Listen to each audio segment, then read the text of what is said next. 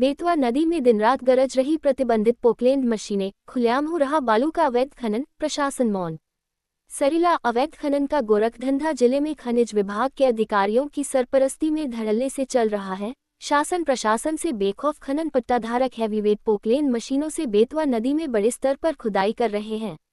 खनन पट्टाधारकों की मनमानी का अंदाजा इसी बात से लगाया जा सकता है कि मोरंग खनन के लिए सुप्रीम कोर्ट और एनजीटी के आदेशों की धज्जियां उड़ाई जा रही हैं। पट्टाधारक नदी की जलधारा में खनन कर रहे हैं और जिले का खनिज विभाग खनन माफियाओं की कारगुजारियों पर मौन है। खनिज विभाग की सरपरस्ती में धड़ल्ले से चल रहा है अवैध खनन। अवैध खनन को लेकर पूर्व मुख्यमंत्री अखिलेश यादव को घेरने वाली भाजपा के राज में भी अवैध खनन का गोरखधंधा खनिज विभाग के अधिकारियों की सरपरस्ती में धड़ल्ले से चल रहा है। शासन प्रशासन से बेखौफ खनन पट्टाधारक इस कदर मनमानी पर उतर आए हैं कि वे हैवीवेट पोकलैंड मशीनों से बेतवा नदी का सीना छलनी करने में जुटे हैं।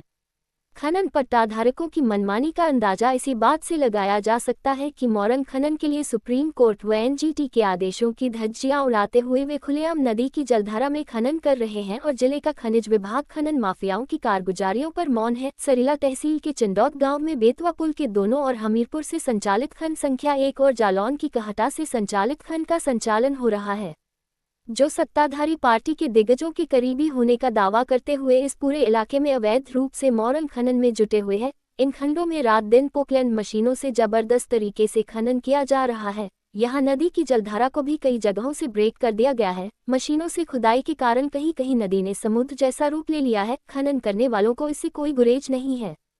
यहाँ एनजीटी के नियम कायदे भी हवा में उड़ाए जा रहे हैं। अवैध खनन को रोकने के लिए प्रशासन की तमाम कवायद पर मोरंग माफिया पानी फेरने में जुटे हुए हैं।